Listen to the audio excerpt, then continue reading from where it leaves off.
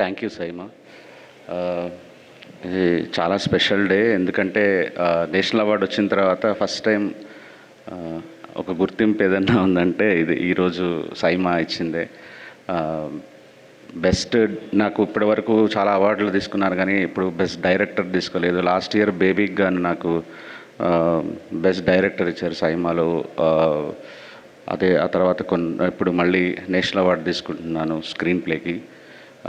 Thank you Vishnu గారు, Brinda ma'am, thank you so much. First cinema నుంచి nominate చేయటం, మీరు ఇచ్చిన గుర్తింపు చాలా బూస్ట్ ఇస్తుంది నా కెరియర్కి.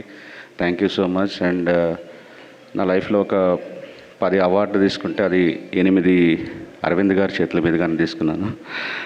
ఆహా, Filmfare, SIIMA, IIFA, everything sir మీ చేతుల మీదుగానే తీసుకున్నాను ఈరోజు ఇది కూడా.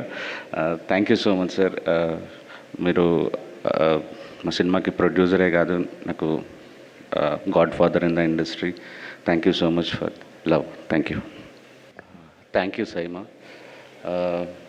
ఇది చాలా స్పెషల్ డే, ఎందుకంటే నేషనల్ అవార్డు వచ్చిన తర్వాత ఫస్ట్ టైం ఒక గుర్తింపు ఏదన్నా ఉందంటే ఇది ఈరోజు సైమా ఇచ్చిందే.